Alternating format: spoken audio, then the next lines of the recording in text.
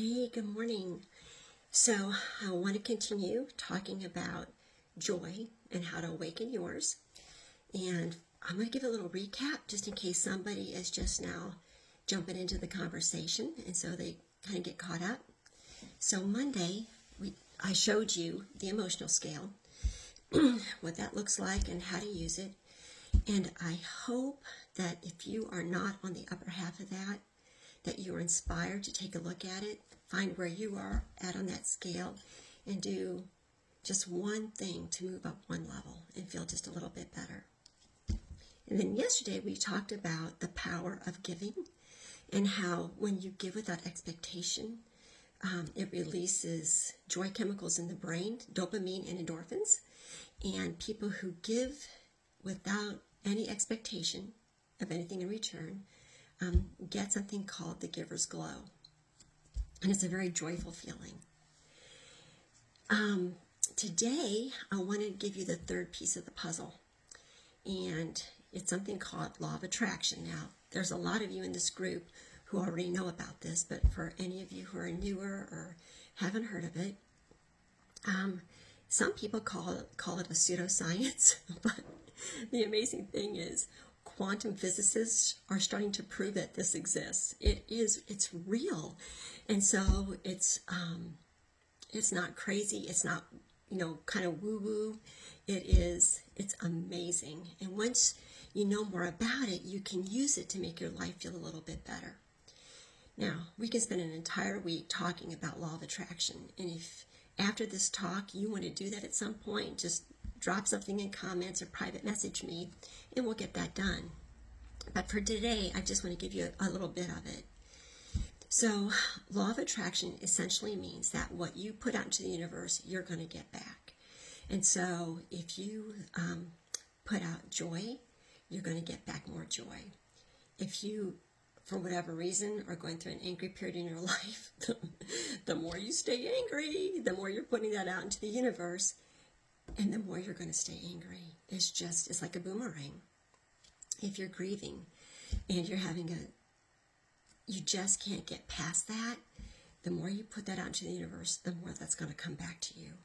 And so it's really, for anybody who's not on the top half of that scale, use law of attraction to make yourself feel better. And so let me give you a couple examples of how this might work.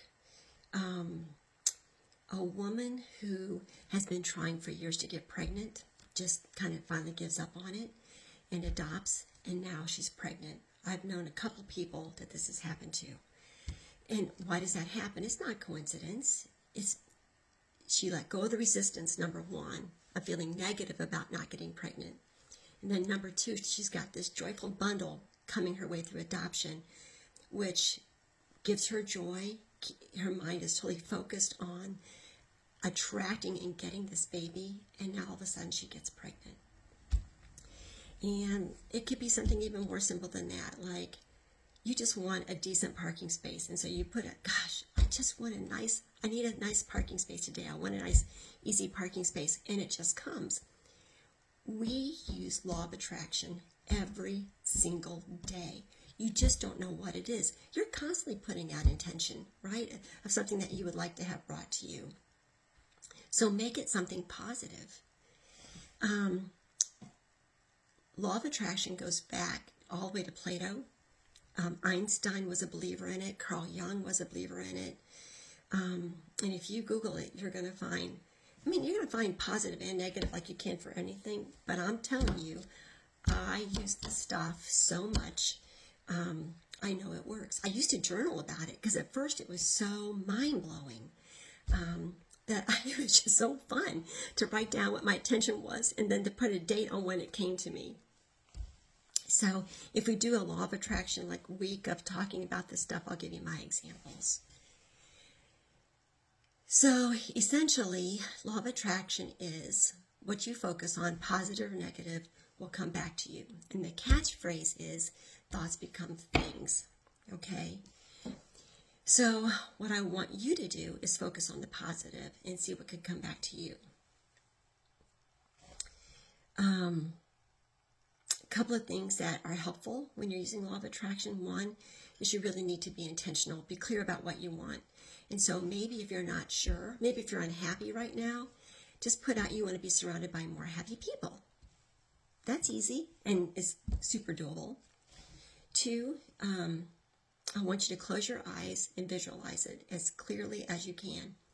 17 seconds worth, and do that 4 times a day. Okay, so find a nice quiet place, close your eyes, picture what you want. Okay. The next thing is, I don't really understand how it works, but somehow it's not all science, okay? There's definitely a gratitude component to this. And maybe there are people who do law of attraction who aren't grateful. Maybe they don't believe in a creator or a higher being, and maybe they still get what they want. I don't know. I don't know any of those people. But for me, gratitude is a huge part of it. And what I think is, I think it's a God thing. I think the Creator co-creates with us to bring us joy, to bring us what we want, things that make us happy. And so I think you should just try it. So anyway, if you want information about that, let me know. And just do what you can do to give yourself just a little boost towards happiness. Okay, have a great day.